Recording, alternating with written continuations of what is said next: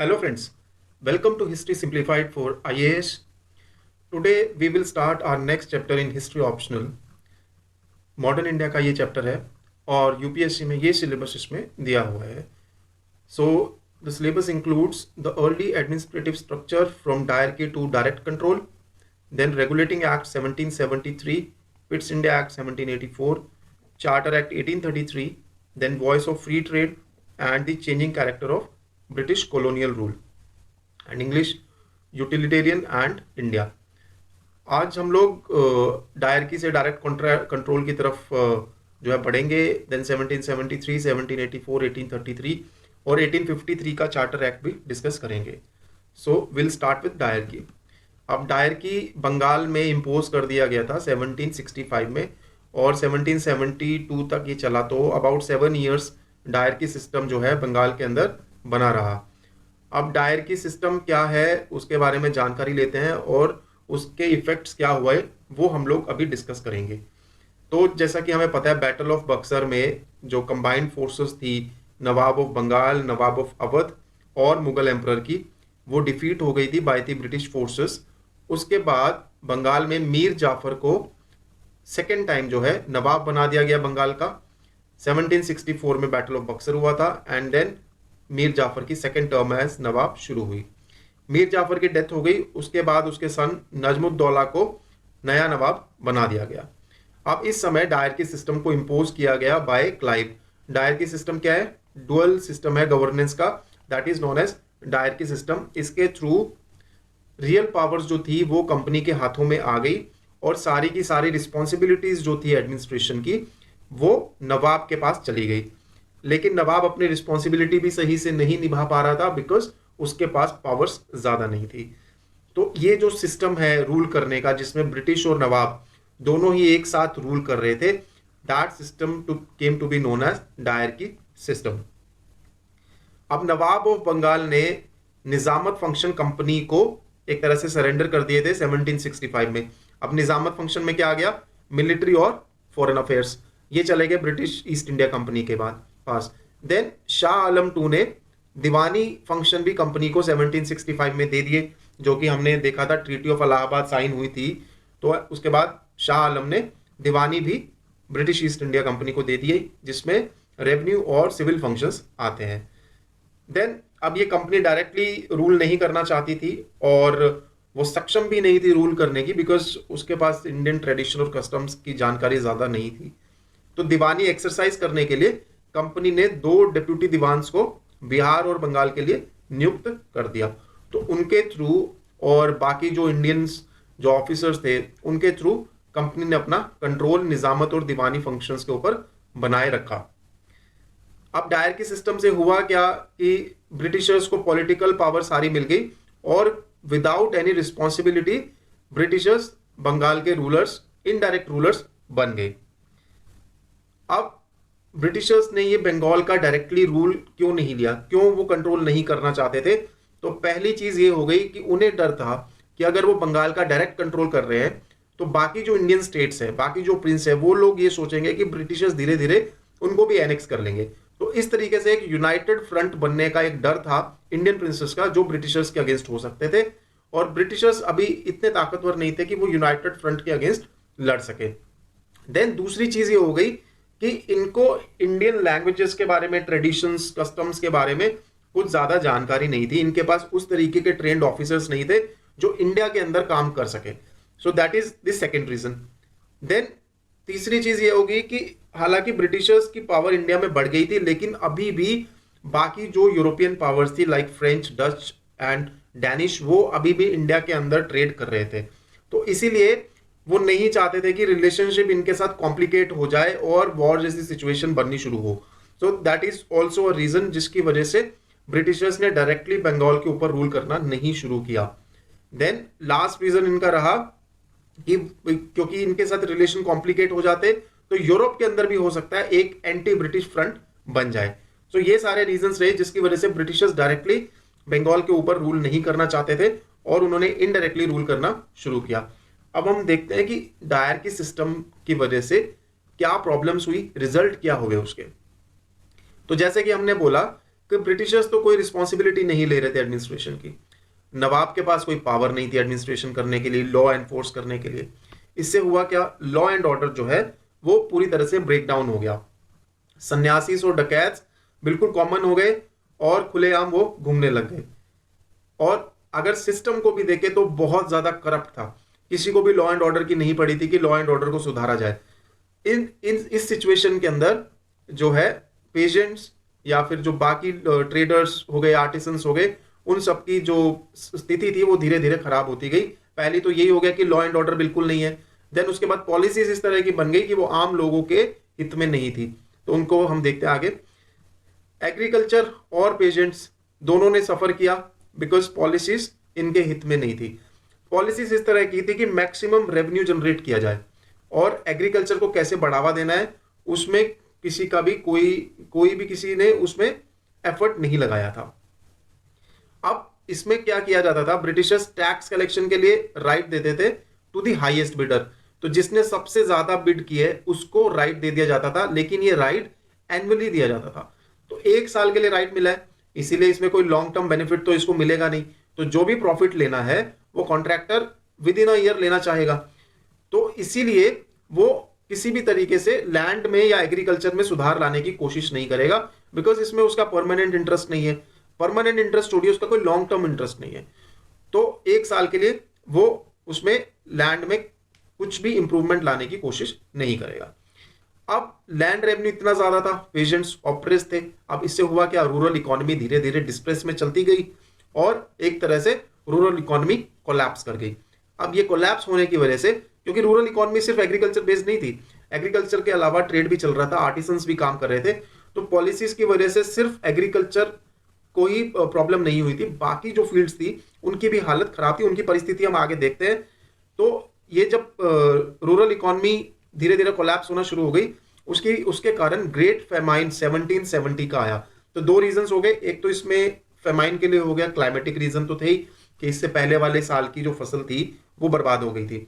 अब second year भी वो कंसेक्यूटिवली चला, तो उसकी वजह से फेमाइन जैसे सिचुएशन बन गई और ग्रेट फेमाइन बंगाल के अंदर आया, जिसमें काफी ज्यादा नुकसान हुआ लाइफ्स का और प्रॉपर्टी का। सो अब देखें, इसमें ग्रेट फेमाइन 1770 का दूसरा रीजन हो गया पॉलिसी। तो ब्रिटिश गवर्नमेंट की जिस तरह की पॉलिसी थी उसकी वजह से पूरी की पूरी इकोनॉमी ठप हो गई थी। That was another reason for great famine.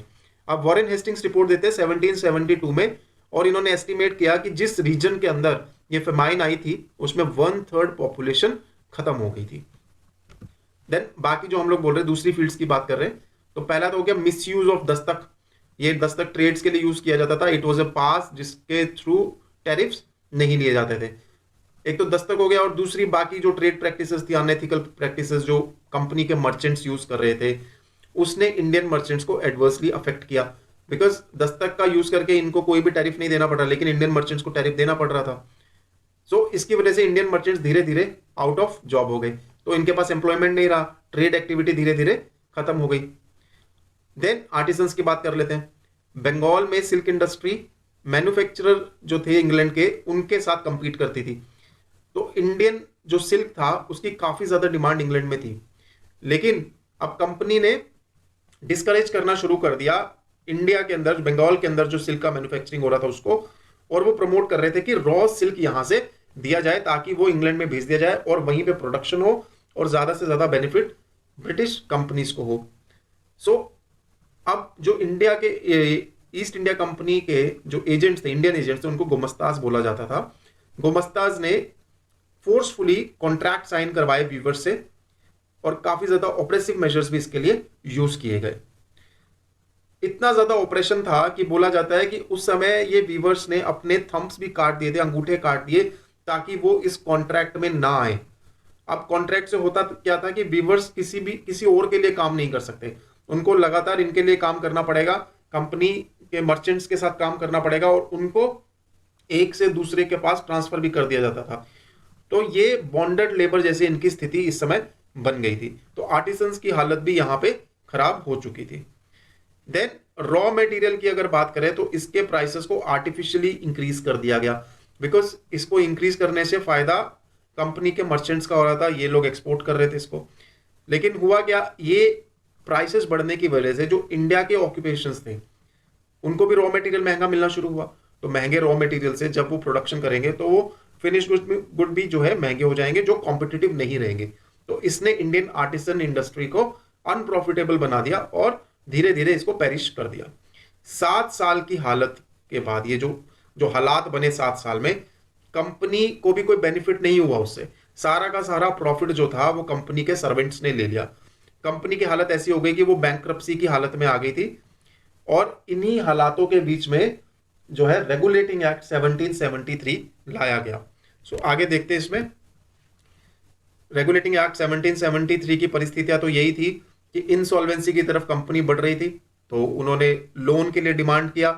Government के हस्तक्षेप के लिए उन्होंने मांग की कि गवर्नमेंट इनको हेल्प करे। और एक और उसमें जो बड़ी प्रॉब्लम हो गई, great famine of Bengal 1770। Then Hyder Ali ने मद्रास का घेराव कर लिया, इनको ट्रीटी ऑफ मद्रास साइन करनी पड़ी। इन सब कारणों से हुआ क्या, जो पहले ही सिचुएशन कंपनी की बहुत ज्यादा खराब हो चुकी थी, वो फाइनेंशियल प्रॉब्लम और ज्यादा बढ़ गई जब कंपनी के स्टॉक डिक्लाइन हो गए because of these two reasons, famine and Hyder Ali. तो फाइनेंशियल कंडीशन और ज्यादा खराब हो गई। तो अब डायरेक्टर्स ने गवर्नमेंट की हेल्प मांगी कि वो गवर्नमेंट जो है उनको कुछ रिलीफ दे। अब गवर्नमेंट तो बिना किसी इंक्वायरी या इन चीजों के या उसका कोई बेनिफिट नहीं हो रहा हो तो गवर्नमेंट तो इसमें हस्तक्षेप नहीं करेगी। सो गवर्नमेंट ने एक सेलेक्ट कमेटी बना दी अंडर जनरल बर्जॉइन। अब ये जनरल बर्जॉइन के अंदर में जो सेलेक्ट कमेटी बनी थी, इन्होंने अपनी रिपोर्ट दी। अब रिपोर्ट के अकॉर्डिंग कंपनी को लोन भी दे दिया गया और साथ के साथ रेगुलेटिंग एक्ट भी पास किया गया, जिसके थ्रू कंपनी की पावर को कंट्रोल करना ब्रिटिश गवर्नमेंट ने स्टार्ट कर दिया। सो ब्रिटिश गवर्नमेंट के हाथों में जो ओवरऑल मैनेजमेंट थी कंपनी की, अब वो आ गई। तो इनडायरेक्टली एक तरह से ब्रिटिश गवर्नमेंट के हाथ में अब ये कंपनी आ चुकी थी, लेकिन अभी भी ये कोर्ट ऑफ डायरेक्टर्स के थ्रू ही कंपनी को चला रहे थे। लेकिन अब कोर्ट ऑफ डायरेक्टर्स की एक्टिविटीज पे भी प्रतिबंध लगाने के लिए, वो कंट्रोल करने के लिए, रेगुलेट करने के लिए इन्होंने क्या किया, इनको चेंज करना शुरू कर दिया। सो हर 4 साल के बाद कोर्ट ऑफ डायरेक्टर चेंज कर दिए जाएंगे, लेकिन 1/4 ही चेंज होंगे एवरी ईयर। तो दैट मीन्स लगातार प्रोसेस चलता रहेगा। 24 डायरेक्टर्स हैं, तो हर साल 6 डायरेक्टर जो है वो रिटायर होते जाएंगे। देन ये कोर्ट ऑफ डायरेक्टर्स को जो है अब सारे रेवेन्यू कॉरेस्पॉन्डेंस जो थे वो ट्रेजरी के सामने रखने थे, और मिलिट्री और सिविल कॉरेस्पॉन्डेंस जो थे वो सेक्रेटरी ऑफ स्टेट के सामने रखने थे। अब इससे क्या हो गया, ये लोग गवर्नमेंट के सामने अकाउंटेबल हो गए अपनी सारी एक्टिविटीज के लिए। ठीक है। Then servants of the company, जो हमने पहले देखा कि उनकी वजह से कंपनी को काफी ज्यादा फाइनेंशियल जो है प्रॉब्लम झेलनी पड़ी थी। तो सर्वेंट्स ऑफ द कंपनी के लिए किसी भी तरह का प्राइवेट ट्रेड करना या नेटिव से प्रेजेंट लेना ये बंद कर दिया गया, इसके ऊपर प्रोहिबिशन लगा दिया गया। सो एक्चुअल में ये नेटिव से प्रेजेंट्स नहीं लेते थे, नेटिव से ये ब्राइब्स लेते थे, तो उन चीजों के ऊपर प्रतिबंध लगा दिया गया था। देन मद्रास और बॉम्बे की अगर प्रेसिडेंसीज देखी जाए तो वो गवर्नर जनरल ऑफ बंगाल के अंडर में आ गई, लेकिन सिर्फ वॉर और डिप्लोमेसी के रिलेशन में। तो अब जो ये प्रेसिडेंसी मद्रास और बॉम्बे की है, ये ना तो वॉर डिक्लेयर कर सकती है किसी के अगेंस्ट, और ना ही इंडियन प्रिंसेस के साथ किसी तरह की ट्रीटी साइन कर सकती है।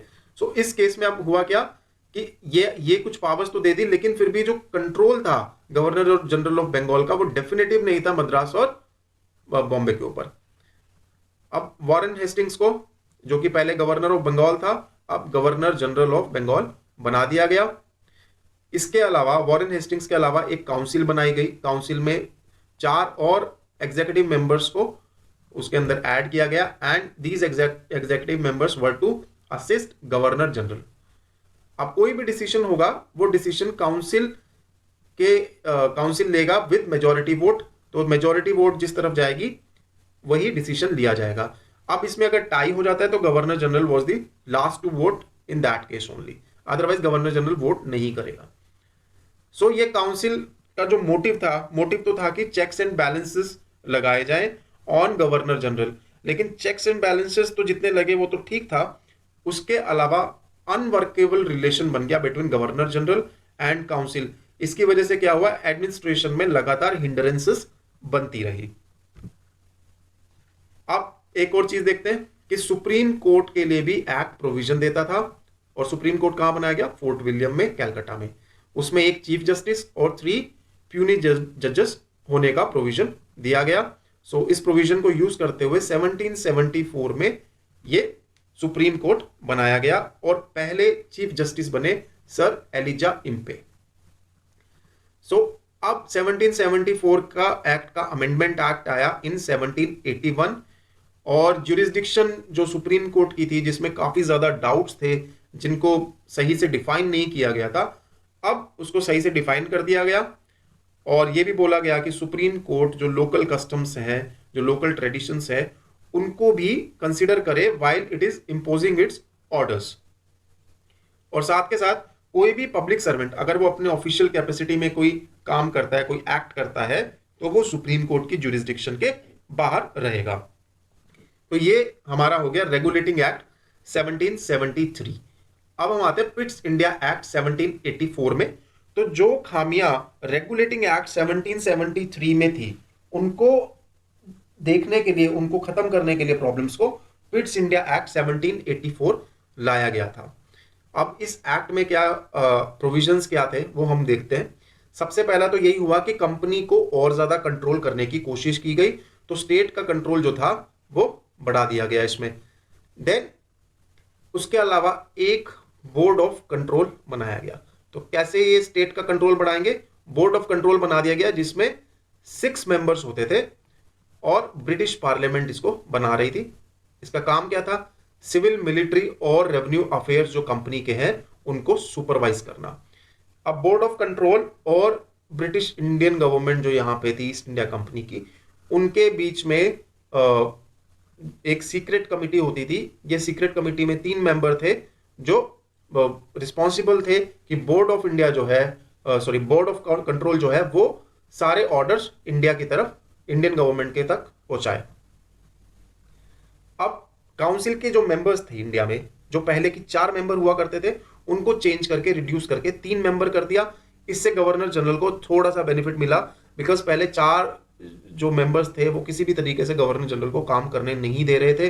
अब यहां पे अगर गवर्नर जनरल के पास एक मेंबर का भी सपोर्ट होता है तो गवर्नर जनरल अपने जो ऑर्डर्स हैं, अपने डिसीजंस को वो यूज कर सकता है, उनको इंपोज कर सकता है। अब बॉम्बे और मद्रास की जो प्रेसिडेंसीज थी लगातार उनको सेंट्रलाइज किया जा रहा था, उनकी पावर्स को खत्म किया जा रहा था और सारी powers governor general of Bengal के पास आ रही थी। अब जितने भी मैटर्स अगर रेवेन्यू, वॉर और डिप्लोमेसी से रिलेटेड हैं, वो सारे के सारे मैटर्स अब गवर्नर जनरल ऑफ बंगाल के हाथों में चले गए। दैट मीन्स मद्रास और बॉम्बे के प्रेसिडेंसीज के पास किसी भी तरह का इसमें अधिकार नहीं रहा। देन 1786 का एक्ट हम देखते हैं जो इसके बाद आया था, इसी में अमेंडमेंट थी। उसके थ्रू कॉर्नवालिस जो अगले गवर्नर जनरल बने, उनको कुछ स्पेशल पावर्स दे दी गई। अब ये स्पेशल पावर किस तरह की स्पेशल पावर थी? ये कि काउंसिल अगर कोई डिसीजन लेती है और कॉर्नवालिस उस डिसीजन से इत्तेफाक नहीं रखते, he is not coinciding with that decision, उस डिसीजन को ये ओवरराइड कर सकते हैं, लेकिन ये करते हुए इनको उसकी रिस्पॉन्सिबिलिटी अपने कंधों पे लेनी होगी। अब जो है he became the effective ruler of British India. लेकिन इफेक्टिव रूलर तो बन गया, लेकिन कुछ कंट्रोल बोर्ड ऑफ कंट्रोल और कोर्ट ऑफ डायरेक्टर्स का इसके ऊपर रहा। देन हम लोग अगले एक्ट पे आते हैं, चार्टर एक्ट 1793। तो जो बेनिफिट्स कंपनी को पहले से मिल रहे थे, जो मोनोपोली कंपनी की चल रही थी इंडियन ट्रेड में, उसको 20 इयर्स के लिए आगे एक्सटेंड कर दिया गया। देन सेकेंड चीज, जो स्पेशल पावर्स कॉर्नवालिस को मिली थी ओवरराइड करने के लिए एक्स्ट्रा ऑर्डिनरी केसेस में काउंसिल को, वो अब स्पेशल पावर बाकी जो आने वाले जो फ्यूचर में गवर्नर जनरल्स हैं उनके लिए भी एक्सटेंड कर दी गई। और जो गवर्नर जनरल का कंट्रोल बॉम्बे और मद्रास के ऊपर पहले लाया गया था उसको रीएम्फसाइज किया गया। और जितने भी बोर्ड ऑफ कंट्रोल के मेंबर्स हैं जो कि स्टेट एक्सचेकर से, ब्रिटिश स्टेट एक्सचेकर से उनकी सैलरी दी जाती थी, अब उनकी सैलरी जो है इंडियन रेवेन्यू से पे की जाएगी। देन चार्टर एक्ट 1813, इसके बारे में देखते हैं। अब चार्टर एक्ट 1813 का बैकग्राउंड ये है कि इंग्लैंड में फ्री ट्रेड बढ़ाने के लिए जो है लगातार आवाजें उठ रही थी, डिमांड बढ़ रही थी। अब इसी वजह से ब्रिटिश पार्लियामेंट को ये डिसीजन लेना पड़ा। चार्टर एक्ट में जो भी इंग्लिश पर्सन है उसके लिए ट्रेड, इंडियन ट्रेड ओपन कर दिया गया। दैट मीन्स जो ब्रिटिश ईस्ट इंडिया कंपनी की मोनोपोली थी वो खत्म कर दी गई, लेकिन टी और चाइना ट्रेड को छोड़ के। तो अगर ट्रेड चाइना के साथ किया जा रहा है या ट्रेड टी से रिलेटेड है तो उसमें अभी भी ईस्ट इंडिया कंपनी की मोनोपोली रही, बाकी सारे ट्रेड्स में वो फ्री ट्रेड में तब्दील हो गई। देन ये एक इंपॉर्टेंट पॉइंट है, 1 लाख रुपए जो थे अब ग्रांट कर दिए गए फॉर एजुकेशन इन इंडिया, जिसमें मेजर फोकस रहेगा to encourage revival and improvement of Indian literature, और दूसरी चीज प्रमोशन ऑफ साइंस। तो इनके लिए ये पहला कोई इनिशिएटिव था ब्रिटिश गवर्नमेंट का towards Indian education. Then Christian missionaries को भी अलाउ कर दिया गया कि वो क्रिश्चियनिटी को प्रीच कर सके और इंग्लिश को प्रोपगेट कर सके, लेकिन इनके ऊपर काफी ज्यादा चेक रखा गया। देन 1833 के चार्टर एक्ट पे आते हैं। अब 1833 के समय इंडस्ट्रियल रेवोल्यूशन शुरू हो चुकी थी इंग्लैंड के अंदर। मेथड्स ऑफ प्रोडक्शन जो थे काफी ज्यादा रेवोल्यूशनाइज हो चुके थे, मशीन्स का यूज किया जा रहा था, और लेजे फेयर की डॉक्ट्रिन भी काफी पॉपुलर हो गई थी कि फ्री ट्रेड किया जाए। देन 1832 में इंग्लिश पार्लियामेंट ने रिफॉर्म्स एक्ट भी पास कर लिया था, जिसमें ह्यूमन राइट्स के ऊपर, ह्यूमन की डिग्निटी के ऊपर भी फोकस किया था। तो अब ये जो चार्टर एक्ट 1833 आया, क्योंकि लगातार डिमांड उठ रही थी कि ब्रिटिश ईस्ट इंडिया कंपनी की सारी कमर्शियल प्रिविलेजेस खत्म कर दी जाए, ब्रिटिश ईस्ट इंडिया कंपनी को as a commercial body dissolve कर दिया जाए। तो 1833 का एक्ट आया, ब्रिटिश ईस्ट इंडिया कंपनी की सारी कमर्शियल प्रिविलेजेस खत्म कर दी गई और उसको सिर्फ एक एडमिनिस्ट्रेटिव बॉडी बना दिया गया। चाइना ट्रेड और टी के ट्रेड में जहां मोनोपोली कंपनी की थी पहले, उस मोनोपोली को भी खत्म कर दिया गया। गवर्नर जनरल ऑफ बंगाल था, उसकी पोजीशन बदल दी गई and now he became governor general of India. Then governor general और उसकी एग्जीक्यूटिव काउंसिल अब ब्रिटिश इंडियन गवर्नमेंट बन गई और इनको एक्सक्लूसिव लेजिस्लेटिव पावर मिल गई for whole of British India. That means कि जो बाकी जितनी भी टेरिटरीज हैं ब्रिटिश की इंडिया के अंदर, वो सारी भी गवर्नर जनरल ऑफ बंगाल, जो कि अब गवर्नर जनरल ऑफ इंडिया बन गया था, उसके अंडर में आ गई। तो बॉम्बे हो चाहे मद्रास हो या कोई दूसरी टेरिटरी जो उस समय ब्रिटिशर्स के अंडर में थी, वो गवर्नर जनरल इन काउंसिल के कंट्रोल में आ चुकी थी। देन जहां पे हमने देखा पहले 3 मेंबर होते थे, अब एक चौथा मेंबर जो कि लॉ मेंबर था वो भी एग्जीक्यूटिव काउंसिल में आ गया, लेकिन ये एडिशनल मेंबर था, रेगुलर मेंबर नहीं था। ये सिर्फ उन मीटिंग्स के अंदर ही इनको बुलाया जाएगा जहां पे लीगल चीजें डिस्कस की जा रही हैं या फिर लीगल चीजों के ऊपर वोटिंग होनी है। तो एक लॉ कमीशन बनाया गया to study, codify and improve Indian laws. So Indian laws की जानकारी बढ़े, इसके लिए लॉ कमीशन एक बनाया गया था। देन इमिग्रेशन के ऊपर, जो कि कोई भी यूरोपियन इंडिया में आना चाहता है उसकी इमिग्रेशन के ऊपर कोई भी रिस्ट्रिक्शन नहीं रहेगी, और वो इंडिया के अंदर लैंड खरीदना चाहता है, प्रॉपर्टी खरीदना चाहता है, तो वो सारी रिस्ट्रिक्शंस रिमूव कर दी गई जो पहले रिस्ट्रिक्शंस लगी हुई थी। देन एक एक्ट ने ये भी प्रोवाइड किया कि इंडियंस को एम्प्लॉयमेंट भी दिया जाएगा कंपनी के अंदर, और इसमें किसी भी तरह का कोई डिस्क्रिमिनेशन नहीं किया जाएगा। हालांकि हायर पोजीशंस में इंडियंस को कभी भी कंपनी ने काफी समय तक रिक्रूट नहीं किया और लोअर पोजीशंस में इंडियंस रिक्रूट हुए। देन एबोलिशन ऑफ स्लेवरी के लिए भी इन्होंने इसमें बात उठाई थी, जो कि 1843 एक्ट 5 में एबोलिश कर दिया गया। देन हम लोग आते हैं चार्टर एक्ट 1853 पे।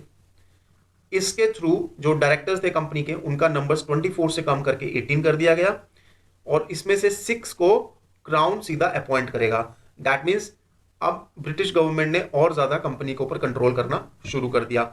देन बोर्ड ऑफ डायरेक्टर्स की सैलरीज, बोर्ड ऑफ डायरेक्टर्स में जितने भी मेंबर्स हैं उनकी सैलरी, सेक्रेटरी की सैलरी, देन बाकी जो ऑफिसर्स हैं वो सारी ईस्ट इंडिया कंपनी ही पे करेगी। देन प्रेसिडेंसी ऑफ बंगाल के लिए अलग से गवर्नर नियुक्त किया जाएगा। दैट मीन्स जो गवर्नर जनरल था, because governor general now had became governor general of India, इसीलिए बंगाल की प्रेसिडेंसी के लिए एक अलग गवर्नर को अपॉइंट करने का जो है प्रोविजन लाया गया। देन कोर्ट ऑफ डायरेक्टर्स को एम्पावर कर दिया गया कि वो नई प्रेसिडेंसी बना सके, उनकी जो पहले प्रेसिडेंसीज थी उनकी बाउंड्रीज को ऑल्टर करके ये नई टेरिटरीज को उसके अंदर ला सके, या फिर इन्हीं टेरिटरीज के ऊपर लेफ्टिनेंट गवर्नर को अपॉइंट कर सके। सो इस समय देखिए 1853 की हम लोग बात कर रहे हैं, पंजाब, सिंध और कुछ डलहौजी की नीति से कई नए एरियाज जो है एक्वायर कर लिए गए थे। देन इसी जो प्रोविजन है इसी के अंडर में लेफ्टिनेंट गवर्नर पंजाब के लिए जो है अपॉइंट कर दिया गया था। देन लॉ मेंबर को फुल मेंबर बना दिया गया एग्जीक्यूटिव काउंसिल का। सो एग्जीक्यूटिव काउंसिल के अलावा अब लेजिस्लेटिव काउंसिल भी बनाई गई। लेजिस्लेटिव काउंसिल में 12 मेंबर्स होते थे एंड एग्जीक्यूटिव काउंसिल भी एक तरह से लेजिस्लेटिव काउंसिल का भी पार्ट थी, क्योंकि लेजिस्लेटिव काउंसिल में कौन है, गवर्नर जनरल भी है, कमांडर इन चीफ भी है। देन काउंसिल को जो चारों मेंबर है वो भी हैं, तो governor general plus 4 members of council यही एग्जीक्यूटिव काउंसिल बनाते हैं और ये लेजिस्लेटिव काउंसिल का भी पार्ट है। देन चीफ जस्टिस एक प्यूनी जज और Bombay, Madras, Calcutta and north western provinces, इन सब एरिया से एक एक रिप्रेजेंटेटिव, तो इससे बन गई 12 मेंबर लेजिस्लेटिव काउंसिल। तो ये फर्स्ट टाइम हुआ कि एक लेजिस्लेटिव बॉडी भी जो है एक अलग से बनाई गई और यहाँ पे डिस्कशंस शुरू हुए। हालांकि लेजिस्लेटिव काउंसिल के पास ज्यादा पावर नहीं थी, बिकॉज लेजिस्लेटिव काउंसिल कोई बिल पास करता है तो executive council had the power to veto that bill, so वो वीटो कर सकते थे उसे। देन इस एक्ट में एक और इंपॉर्टेंट चीज थी कि इसने ओपन कॉम्पिटिटिव एग्जामिनेशन की बात की for recruitment to civil services, तो इसके लिए भी ये एक्ट काफी ज्यादा इंपॉर्टेंट है।